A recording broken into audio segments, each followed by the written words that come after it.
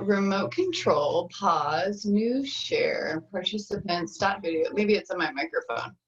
Okay. Microphone, switch to phone audio, leave computer audio. Oh wait, no, not leave it. I wouldn't want to leave it. Use separate audio device. Let me try something. Yeah. I mean, I might have. That didn't sound good. Let me play this real quick and let's see how it sounds. And then if it's not, then I'm gonna have you ask her how she did that. The diseases of attitude. So that was the problem about that's something about diseases. Not so much. Needs to go together. Is it hard to hear?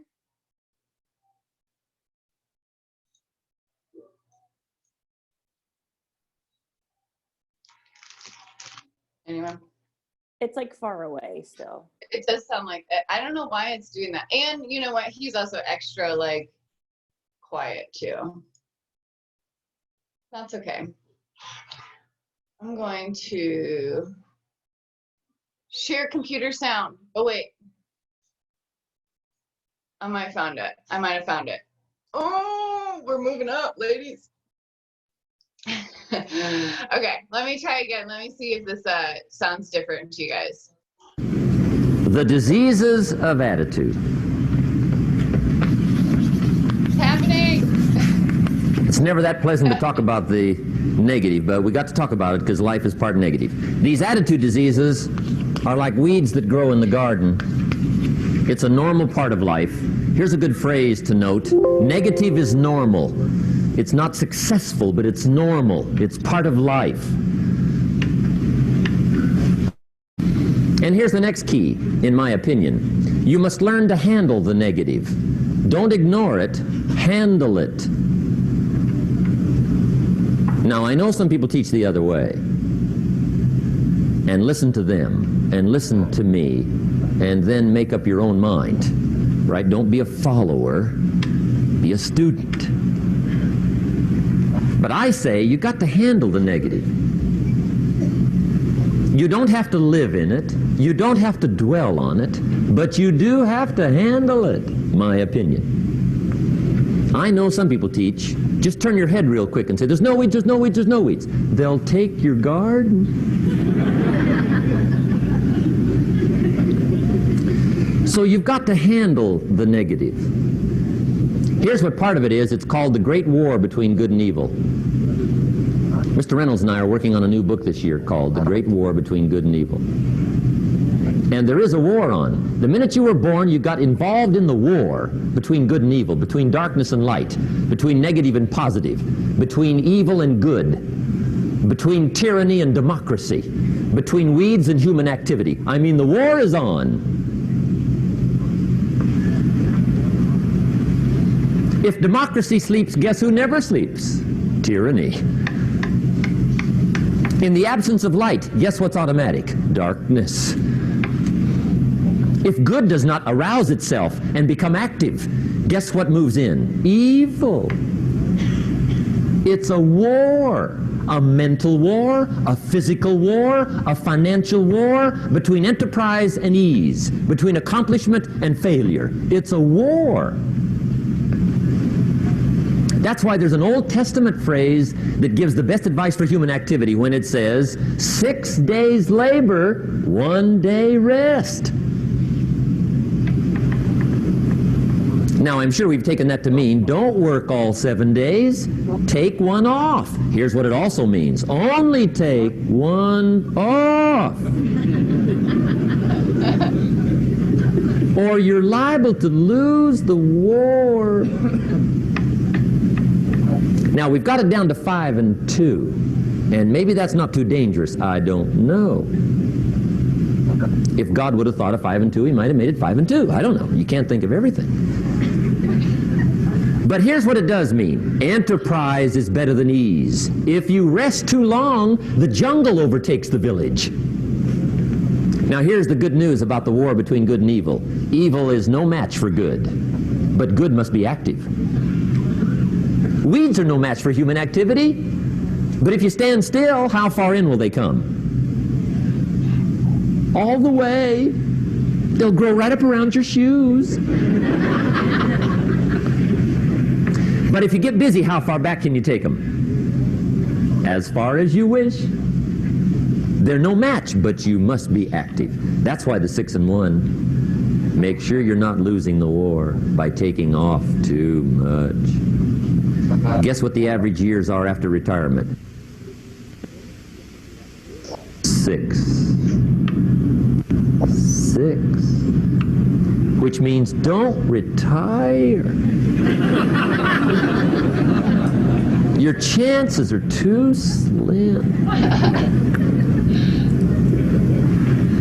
Okay. The war between good and evil, the weeds. You got to make sure you recognize the negative, handle it, deal with it, and then go on. Let's make a list of the diseases of attitude that can wreck all your chances to do well. One of the words that destroys everything is called neglect. Neglect. And I found this out. A week of neglect could cost you a year of repair. It isn't worth it. So what to be on the lookout for? Here's the list. If you were making it, you'd have the same list I've got. Right? We're not covering anything new tonight. This is a reminding session, not a teaching session. But it doesn't hurt to go over it again. Here's the list. Attitude diseases. Number 1 is indifference. The shrug of the shoulder. The guy's not even concerned. He's just drifting. This is called the mild approach to life. A disease known as mildness.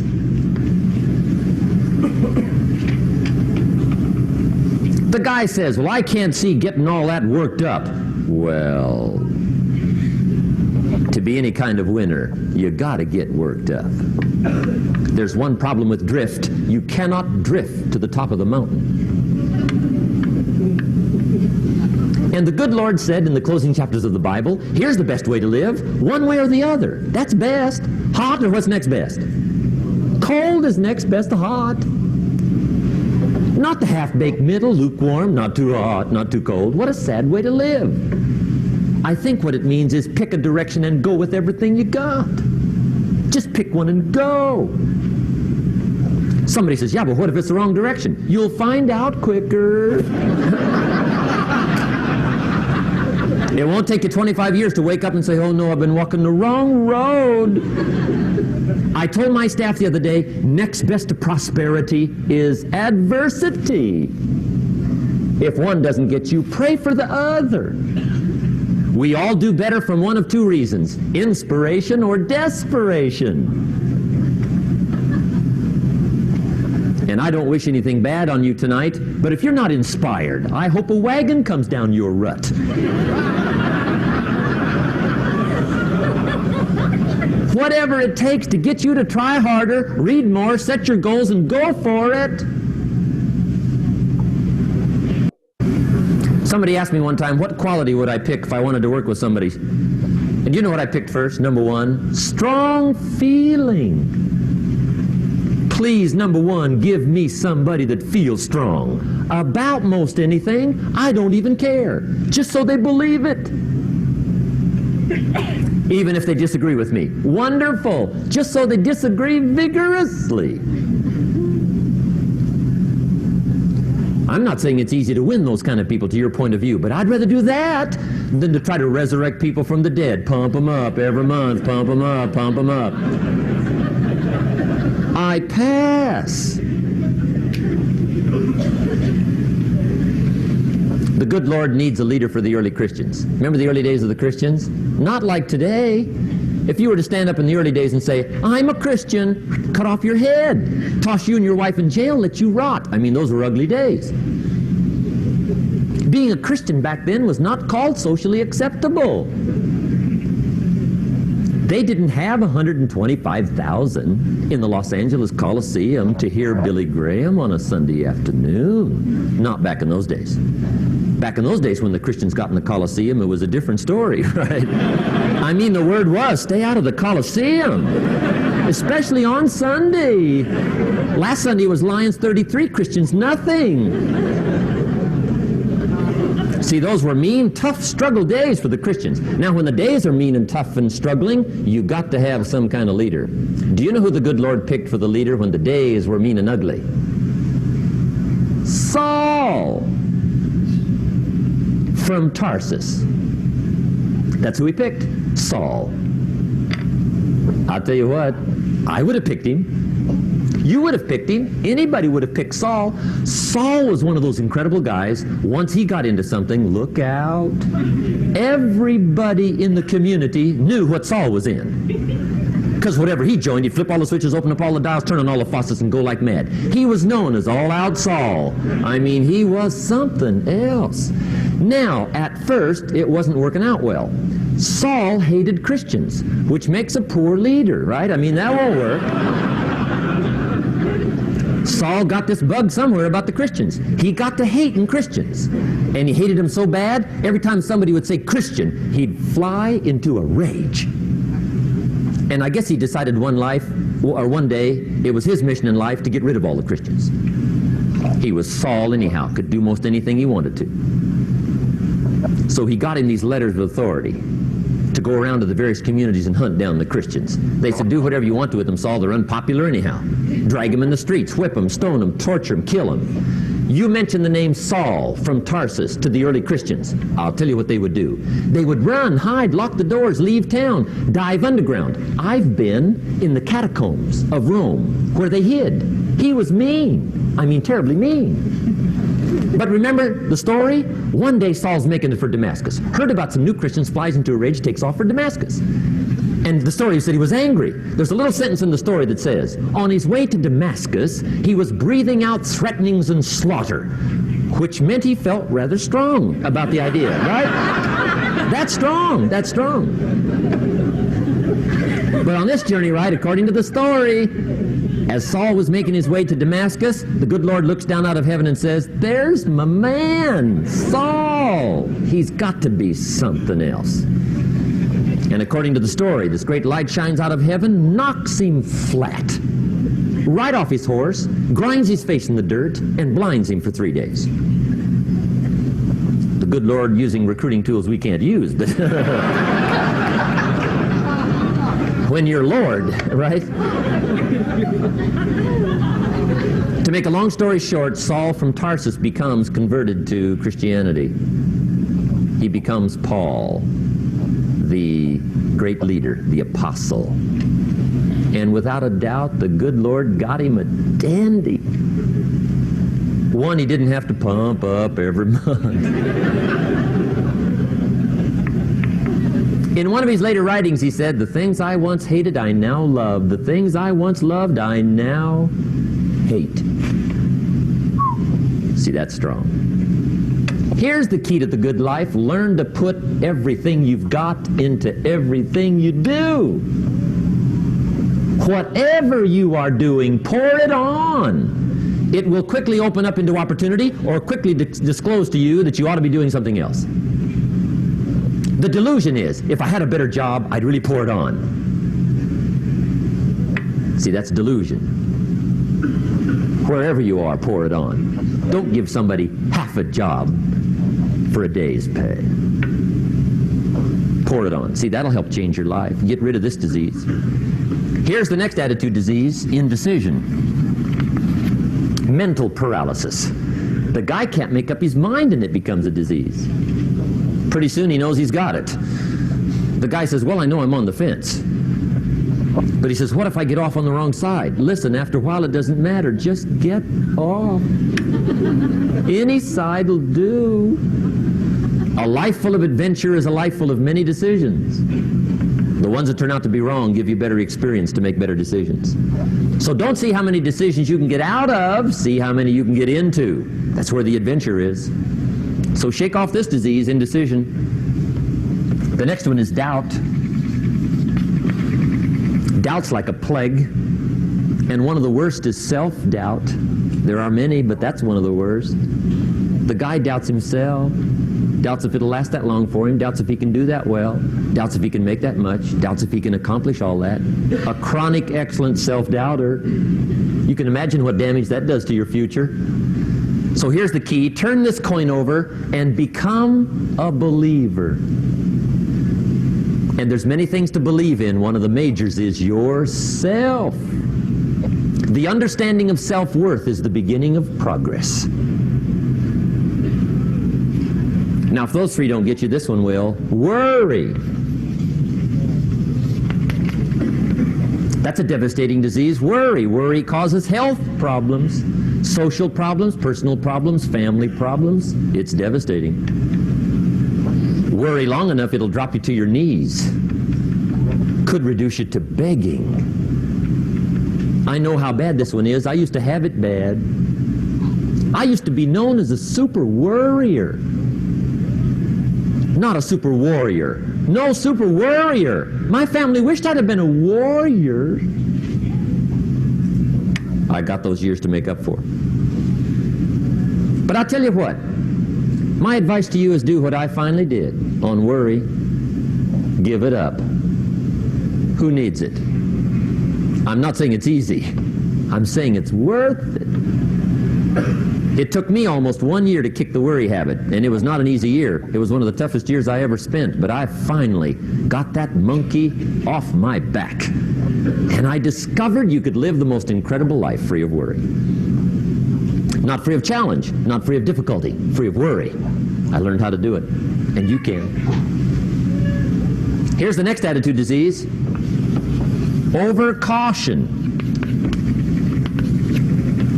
Some people never will have much. They're too cautious. Now, you can also be too reckless, but you can also be too cautious. This is called the timid approach to life. And my caution was always the risk. Risk used to drive me right up the wall. I used to say, what if this happens? It's called the language of the poor. What if this happens? And on top of that, if this was to happen, look at the fix I'd be in. I better not try. I could always ace myself out. Then I'll tell you what changed my whole life when I finally discovered it's all risky. The minute you were born, it got risky. If you think trying is risky, wait till they hand you the bill for not trying.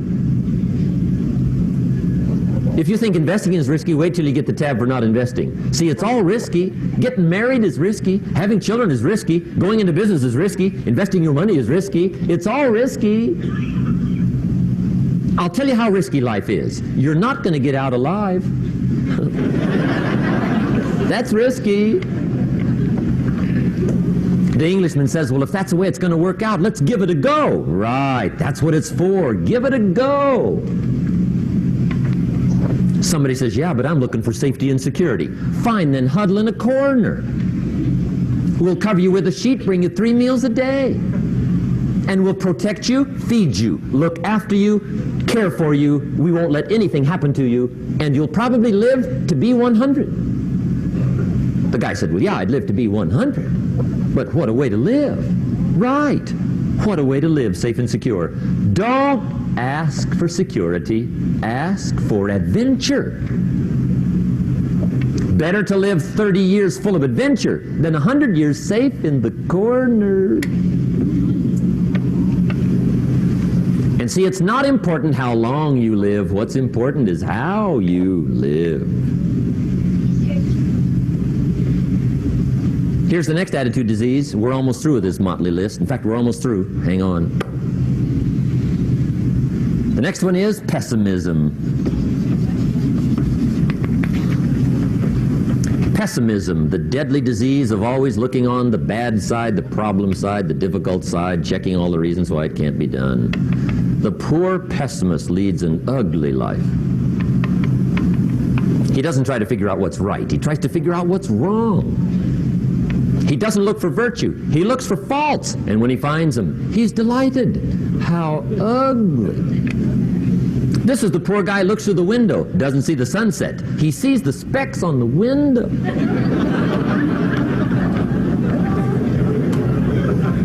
And this is the poor guy, right, who rushes up, takes such leave of his senses. This guy rushes up and he says, I've got 5 good reasons why it won't work. He's so dumb he doesn't know. All he needs 1. He's got 5.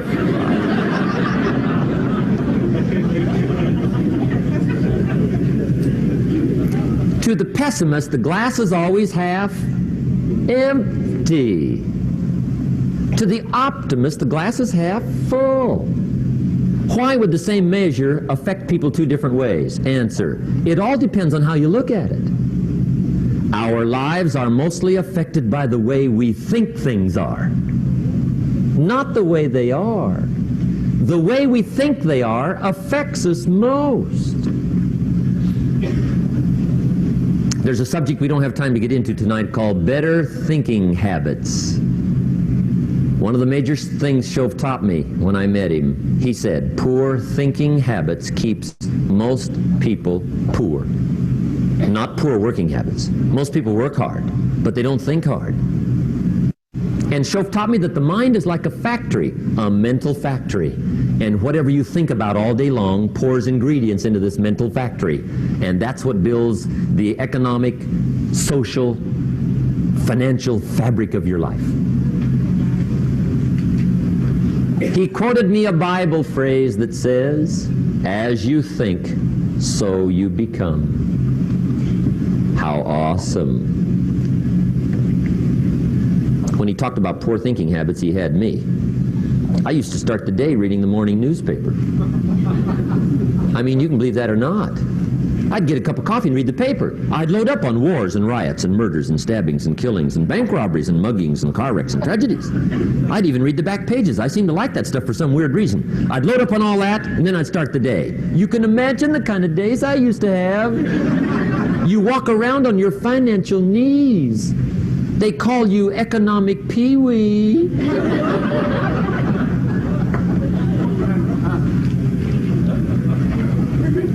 The guy says, I want to be a great leader. Wonderful. The first thing we do is follow him to his house. When we get there, we walk in and check his library. Number 1. Somebody says, well, why check his library? The reason is because what a man reads pours massive ingredients into his mental factory, and the fabric of his life is built from those ingredients. You would not believe what some people have got in their house to read. You would not believe. One of the best dressed up words I know for a lot of it is trash. Can you imagine dumping a barrel of trash into this mental factory every day and coming out with a rich, dynamic, positive life? It can't be done. You might as well try making a cake with cement. The kids back in Danbury, Connecticut, high school, they're asking me questions one day. I'm talking to the kids. Kids got good questions these days. One of them said to me, Mr. Rohn, how do you build the good life? I said, it's simple. It's not easy, but it's simple.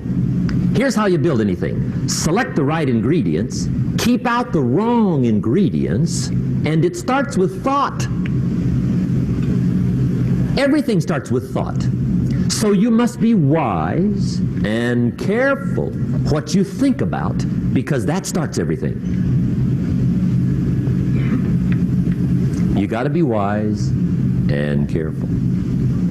I asked the kids, what would happen if somebody dropped sugar in my coffee? They said, well, you'd be okay. I said, what if somebody dropped strychnine in my coffee? They said, well, you'd be dead. I said, correct. Lesson 1. Life is both sugar and strychnine. You gotta be careful. I said, what if my worst enemy drops in the sugar? They said, will you be okay? I said, what if my best friend, even by accident, drops in the strychnine? They said, well, you'd be dead. I said, correct. Lesson 2, watch your coffee.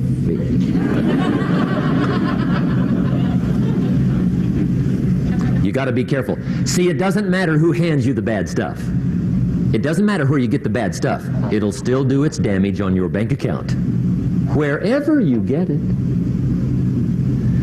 Mr. Schoaf gave me one of the greatest phrases when I first met him when he said, Jim, every day stand guard at the door of your mind.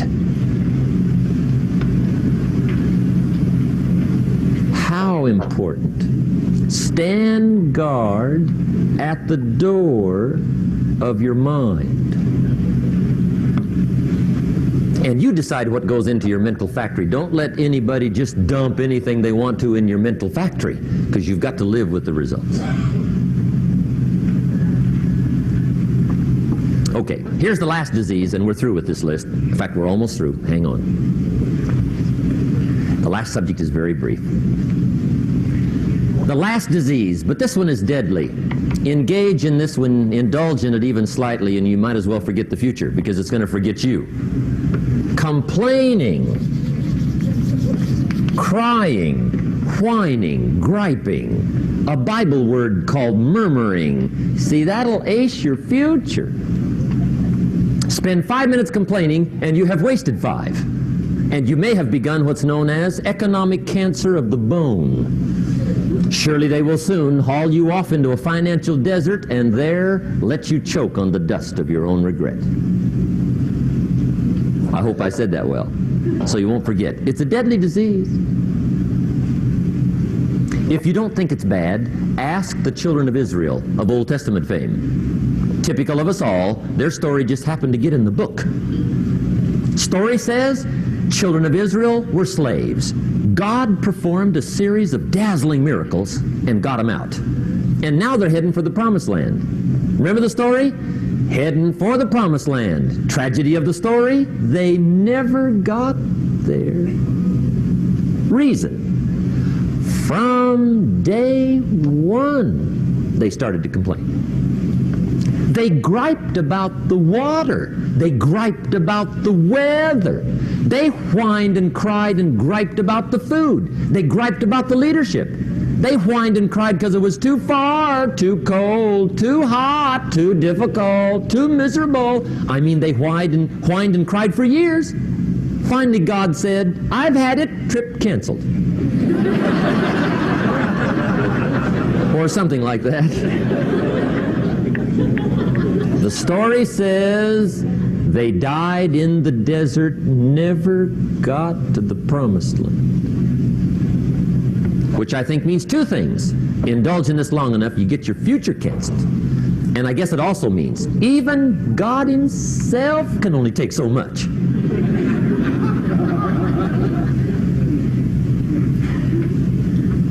Okay. Just be on the lookout of the things that can destroy all the good you start. The war is on. And this evening, tomorrow, mentally, personally, socially, economically, you got to make sure you're winning the war. And this is part of it. Okay. No, don't go to the next one. Okay. Trying to figure all this out here. Unshare. New share. No. Stop share. There we go. Welcome back. Oh, Amanda, did you not hear anything the whole time? I just now see the chat.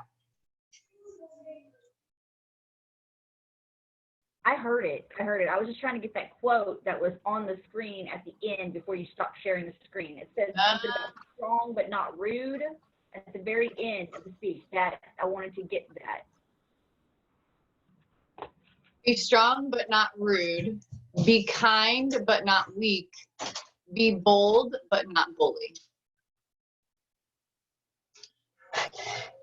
Jenny, can you share that with the group? I'd like to listen to that again. To this video? Yeah. Yeah. Yep. Hey.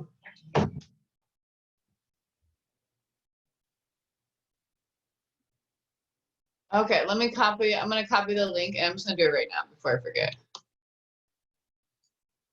Okay, so I know you're welcome, Mom. I know that we have heard a little bit of that before. I think I like playing him on a Sunday. I don't know why.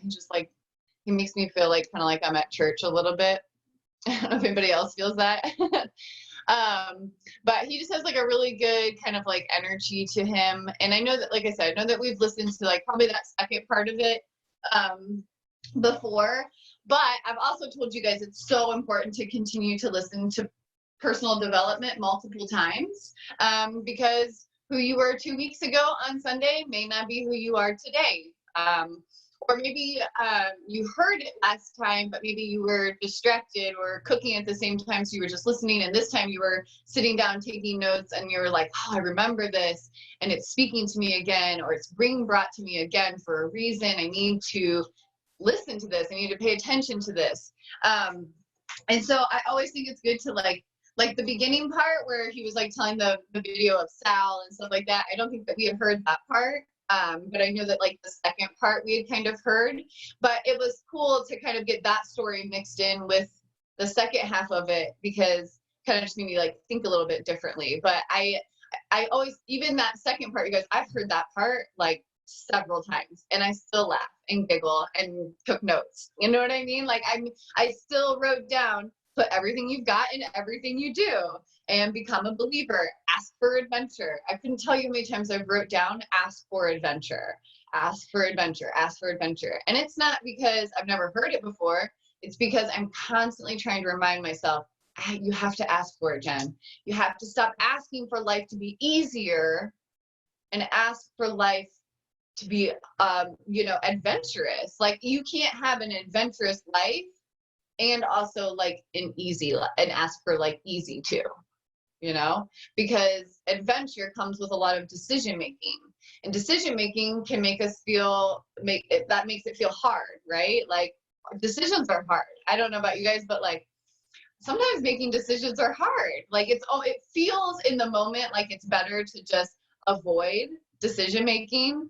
Like, oh, I don't know if I want to tell her yes or no. I don't know if I want to go, something like that. Like how many times have we been right there? But the moment we make a decision, it's interesting how we can just now focus on that decision. So you're saying, oh, I don't know if I want to go. I just kind of want to go, but I don't want to go. When you're in that limbo, like you're just constantly uncertain. But the moment you say, no, I don't want to go, then now I can focus on saying no, and what do I want to do instead? Or when I say, yeah, girl, you know what? I'll meet you there. I'm going. And then I just stick with, yes, I'm going. That's the decision now. This is what I'm on. But when you sit in that limbo, you guys, it's not doing anything for us other than making our minds go cranking, but we're not getting anywhere. Right? So what's the point of doing all that thinking if we're still sitting in the same spot, just spinning in circles and like a freaking, like I think of like an office chair. Like if you're just like spinning in circles in an office chair, and like eventually you stop and you're freaking dizzy, but you didn't move.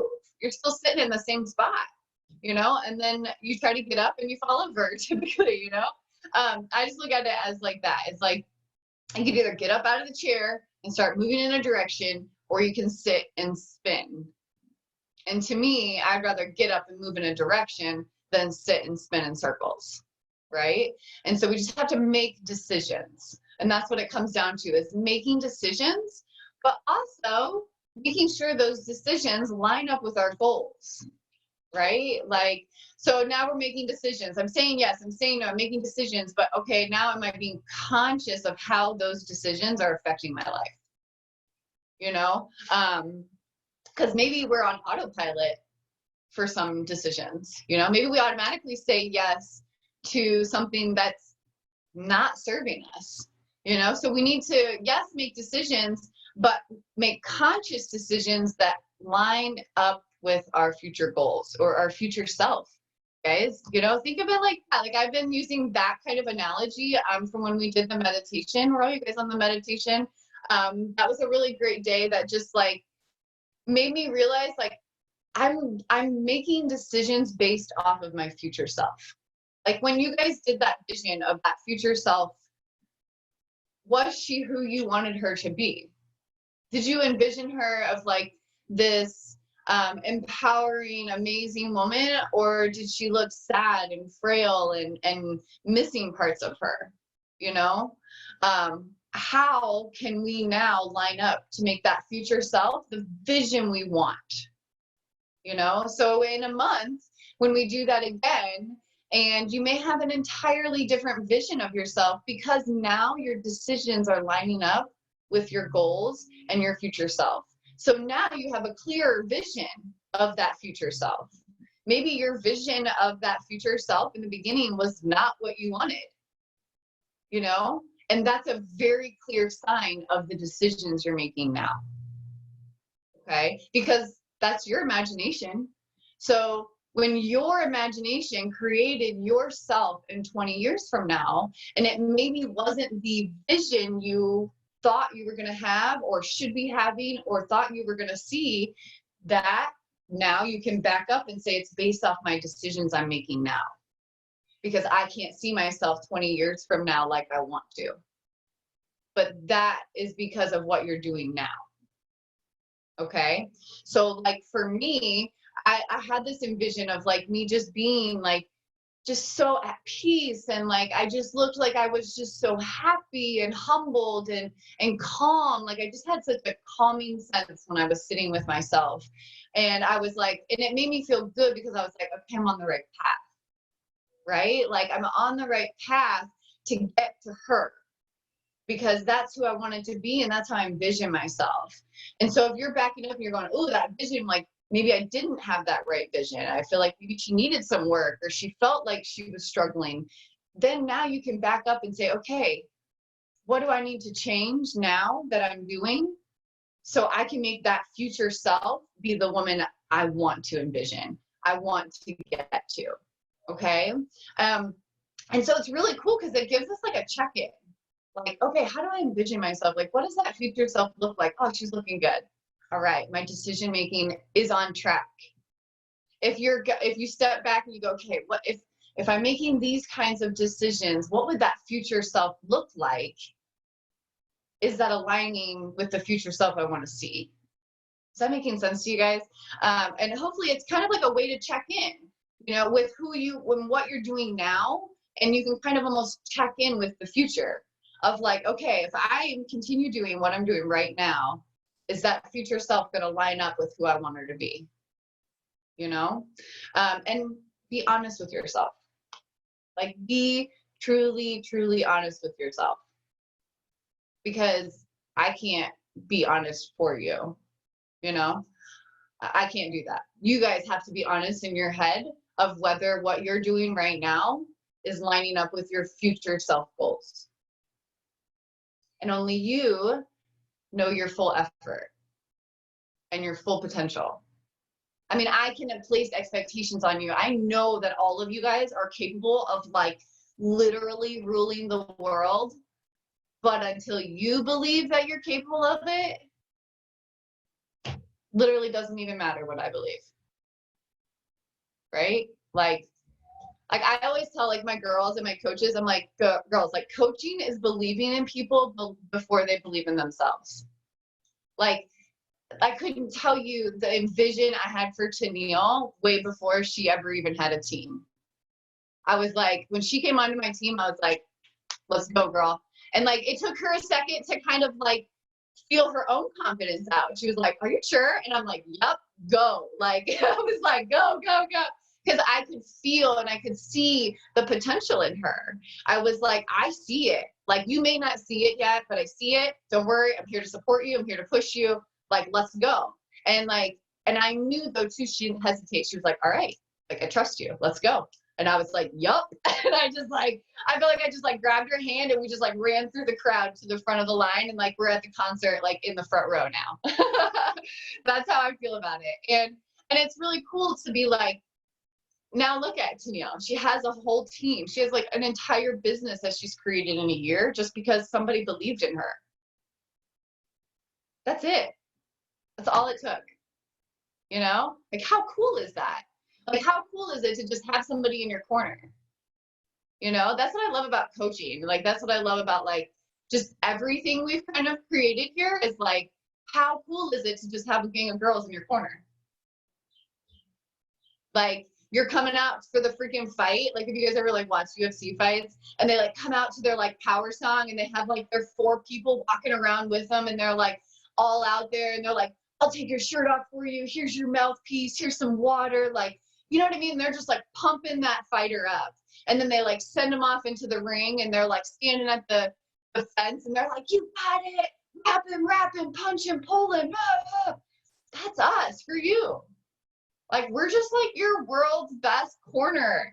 Like, we're your like hype team, you know? Like, that's what's happening right here. It's like your hype team is in your corner, but you got to be ready to fight and you got to be willing to fight, right? We got to fight for our freaking lives. But just know you got a gang of girls right here pushing you, saying, go, fight. You got it. Okay, like how cool is that? A lot of people in this world don't have that, you guys. That's why I love doing what I do, because I'm like finding people. I'm like, oh my God, you don't have anybody in your corner? Come on over to our corner. We will support you. We've got you. Like, let's go. We're moving. Catch on. You better either jump on this train or it is about to run you over, right? Like, because we are moving forward. But how cool is it that we can like run through a village with our train and pick up a few people? You know, like our train is just moving and we're just snatching people off the ground and just yanking them up into the train. Like, I just think of like the Warrior Hour is a freaking train, you guys, and people are jumping on and off. That's cool, but it's cruising, right? Like, no matter what, every day. We were even here on Easter doing the work. Like, that is pretty freaking awesome, you guys. Like, it really is. It really is, because the work that we're doing here is so important. Like, it's so important, because I know each and every single one of you guys have so much potential. You know, in your brain, in your mind, you have so much potential. Like if you just like take a step back and be like, man, I know that I'm so smart. You know, I have such a smart brain. I have such a great way of thinking of certain things. I just got to find my way to use it. I just got to find my people that I can help, or my business that I can help. I just got to find my niche to be able to use the powers that I was given, because we were all given powers, right? We just got to figure out how we can use them to the best of our ability. That's your job. Figure out what it is that you're really good at and start honing in on that talent. And how can you use that to better the world, better your community, better your family, better yourself? How can you use that? Because you guys all have like boatloads of potential in your bodies. We just got to figure out how to channel it. Okay? All right. What time is it? 9:06. Woo! I'm feeling all motivated now. My heart is like, I'm like, yes, woo, sing on the day. I love that though. I love what Warrior Hour kind of brings to me. Like, I can wake up and be like kind of foggy and like, ugh. And I'm like, all right, nope, boom, we're here, we're doing work, we're pouring into the brain, we're lifting my mental spirit, lifting my emotional spirit, and now I can tackle like literally anything the day brings. Right? Like, you're so freaking strong up here. The moment you become strong here, you guys, the rest will follow. Like, the body will follow. Okay? Because I know like everyone always wants like a physical transformation, lose the weight, gain the muscle. It starts up here first. Okay? Make it up in your mind, the body will follow. But if you're sitting there beating yourself up going, oh, you can't finish this rep. Oh, you can't do that for a minute. Oh, you don't want to press play. Oh, I don't want to eat the salad. That's mental. It has nothing to do with, you're physically capable of eating a salad. You're just mentally choosing not to, right? Like, we're physically capable of eating the salad. It's mental. And I think when people realize that it's a mental game, like weight loss is mental, like, yes, the physical aspect of it has to do with it, but like you have to make it up in your mind way before the physical will come through. Okay? Make it up here. Decide for yourself. Like, there is no other option. And it doesn't matter how long it's going to take, so that we're getting there, right? It's not about, oh, you're right, I need to lose 10 pounds. I need to lose 10 pounds, Jen. Yep, I'm making that up in my mind. And then 2 weeks later, you go, oh, I still haven't lost the 10 pounds. Doesn't matter. May take longer. It's as long as it takes. And then the thing is, even once you get that 10 pounds off, you want to keep it off, right? Like, you can't just be like, whew, thank God I lost that 10 pounds. Time to chill. No, because then that 10 pounds comes right back, right? So once you get to your goal, just so you know, you're going to set the next goal. You're going to be like, oh, well, now that I've lost that 10 pounds, I could maybe get those abs to pop through. Ooh, maybe I can get my quads to show a little bit more, my booty to lift a little bit higher. It's just going to move on to the next goal, which then feeds the cycle of positive and health and all that stuff. You just got to decide that that's the path you're going. Okay? So decide today. Tomorrow we have a new challenge starting. I'm going to start in 10 rounds. Decide today that your choices are going to align with your new goals. And then just know that those goals are going to change. Okay? Awesome. I feel like we did a lot of good work today. I feel good about today. All right, ladies, I'm going to let you guys go. I hope you have a fantastic day. Tomorrow, we will be listening to week 4 of the Rachel Hollis. So hopefully we have some good stuff from her tomorrow.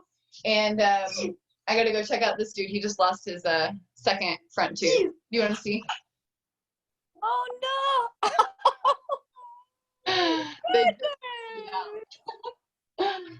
Look at you. Oh, dummy, huh? He literally, like, while the video was playing, he like ran in and he had like blood like dripping down. I was like, oh, dude, like, no. Looks good. You're funny. Okay. All right, ladies, I'm gonna let you guys go. I hope you have a fantastic Sunday. I'll see you guys tomorrow, okay? Bye. Bye. And see Shark Published Movies. Bye, Derek. Say bye to Grandma. Love you. That's all right. Bye, Tiger. Bye, Mom. Love you. I love you too. I'm gonna finish Meltdown 100. I just made a decision. Wait. Country. I love Country Heat, but I don't feel like it's making me work. Are you done that teddy bear for us? Yeah, I got some made. I'm on my 4th one. Can I see them? Sure. Red. What's that for? I don't know. Orange. All different colors of orange. Hey, that's like the other one you made. Yeah. Well, the other one was solid orange, and now I'm doing a blue one. That's cute. And then I have the green one that I showed you yesterday. Can you show ours? That was the green one. Can you see it? You're gonna make her get up. I'm not sure where he is. Where is he? I think he's at work. He's at work. I took the first one that I did. I took him out of the bank window and I put in yours to see how many people would notice that it's a different color. Oh. I'm tricking them. Grandma's got jokes. Yeah, what was that first one that I did for Nicole and them? It was red. Yeah. Yeah, this is the one I had in the window, and I took this one out and put in the one that I made for you guys, the different colored one.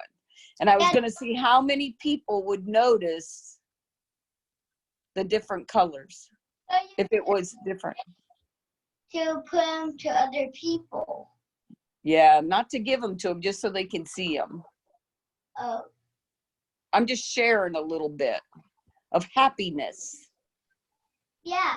And remember, last time, you got me that Tigger.